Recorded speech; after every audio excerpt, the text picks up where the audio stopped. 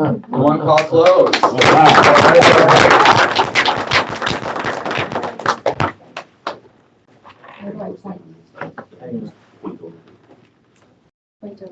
Okay. Well, I'm Sarah Love. Good morning, everybody. Good morning, Sarah. Okay, wrong way.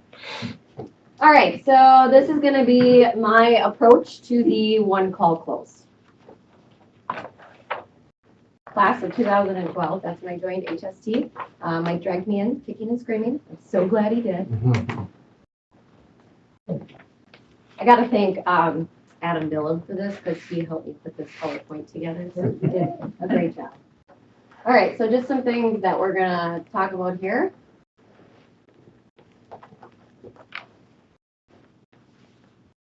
All right, practice makes perfect.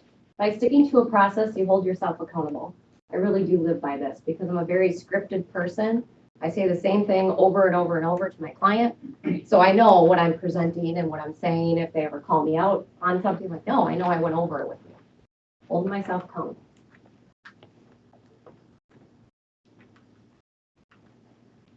Okay, so this is what when I get a client on the phone or a potential client, this is what I say. So I say, hi, is this so-and-so? Hi, so-and-so, this is Sarah Lebb with Healthcare Solutions. The reason why I'm calling today is because you had requested some information about healthcare. I represent all the major insurance companies throughout the area. How can I help? Then I just shut up and listen.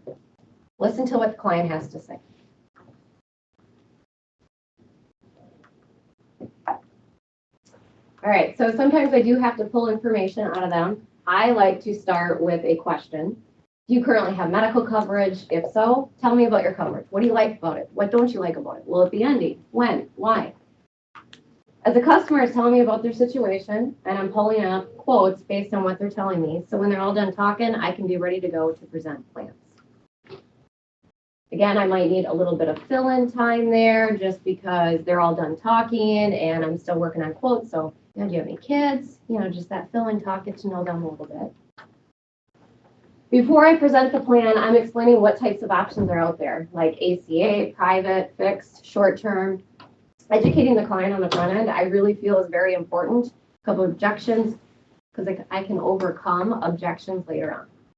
So again, just explaining like, okay, the ACA is out there.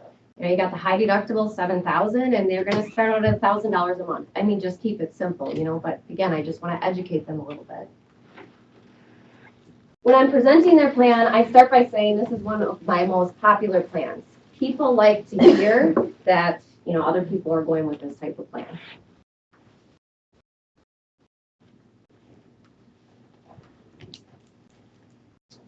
All right, so if I'm quoting a higher deductible plan, which I normally do because I like to add on ancillary products, I like to explain to them that I'm going with a little bit higher deductible just because I'm trying to keep the overall cost lower.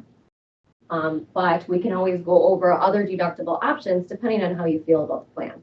Okay, so again, this is what I'm telling the client, so we're on the same page when I'm presenting.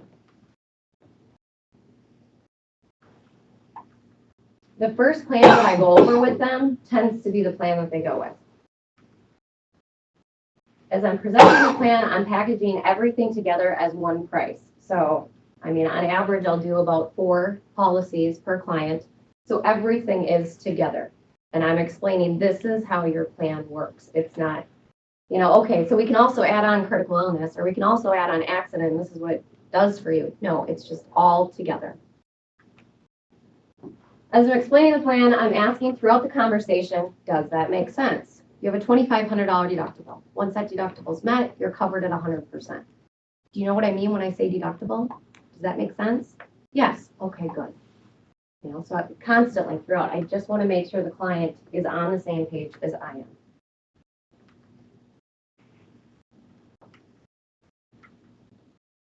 All right, so after I'm done presenting the plan, I'll ask if they have any questions and or thoughts about the plan. If so, I address whatever questions that they have.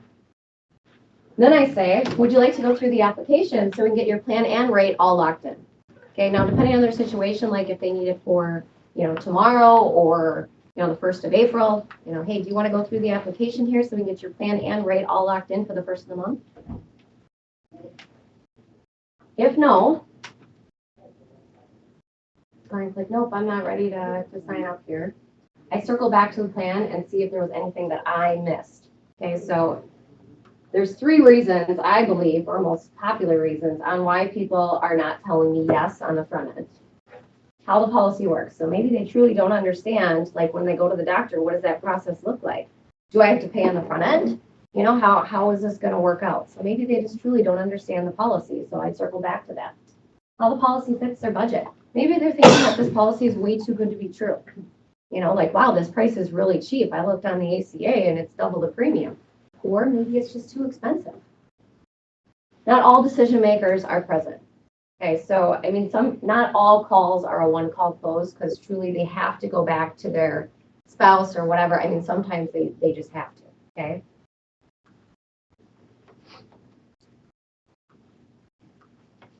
But after I discover whatever that objection is, I restate that objection. And then once again, I ask for that sale again. Okay, so whatever it is, I mean, I come, whatever it is, I always seem to come across saying this. I'd be happy to send you over these plans so you can look them over with so-and-so or whatever, whatever the objection is. Would you at least like to go through the paperwork so we can get your plan and rate all locked in? It'll only take us about 5 minutes.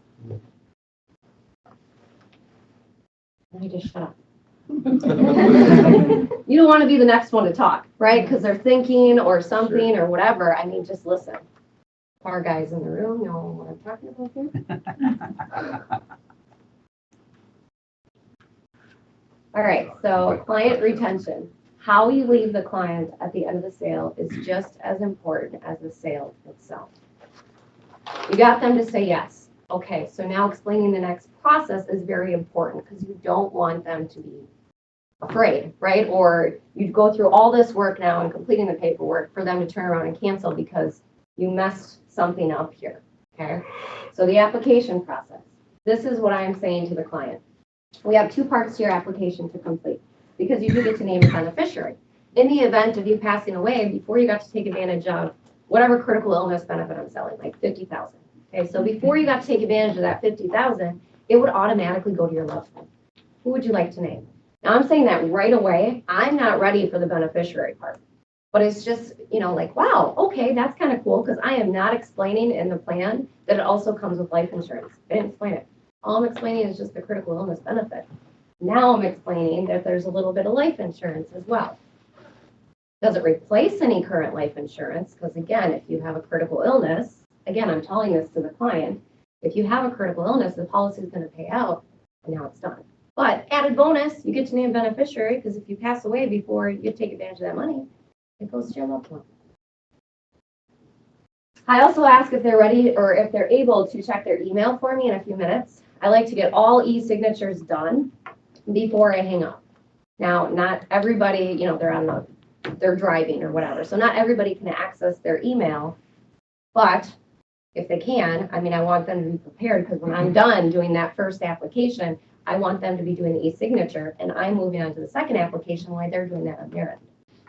If not, before we hang up, I tell them what they have to do, and then I put them down on my calendar for the next day to make sure I follow up. And I'm telling them, hey, if I see that you haven't gotten this done tonight, I'm going to follow up with you tomorrow. But please make sure you get it done. We want to get everything locked in.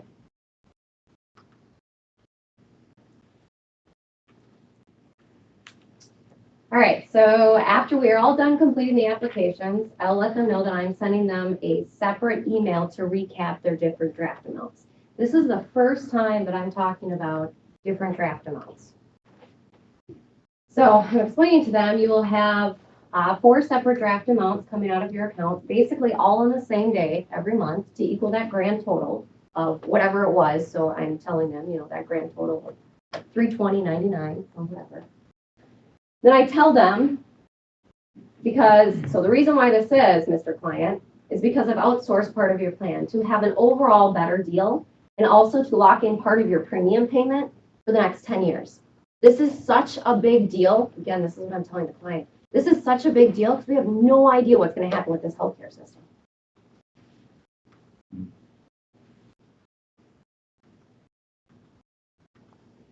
This is an example of one of the recap emails that I send out. This is a NatGen 3x4. with Colorado bankers.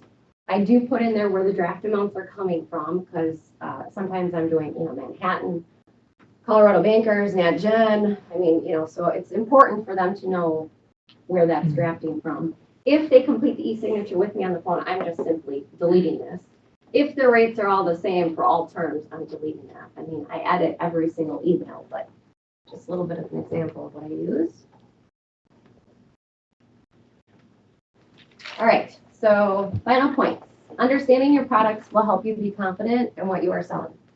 So, I mean, I'm a big person that reads the brochures. So before I dive into a product, I'm reading the brochure front to back because I want to be able to know. And if a client asks me something, I want to know that answer. Now, I can't remember everything, so I do have everything nicely organized on my desk in a little binder, thanks to one of our agents, Kelly, who got me organized with that. But it's nice just to be able to flip there and, know the answer. But just educating yourself on the front end, then you have confidence when you're on the phone. That helps me. Being efficient in the enrollment process is key to completing a one-call close. I know all my usernames. I know my passwords. I have everything on my desktop. Okay, so I just have to click on it.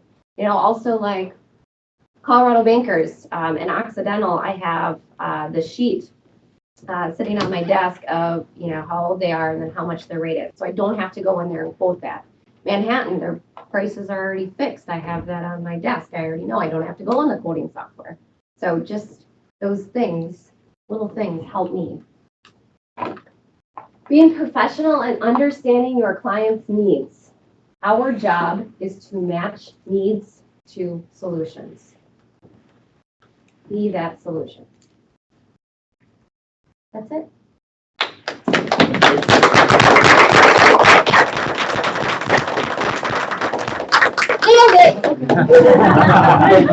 That's awesome.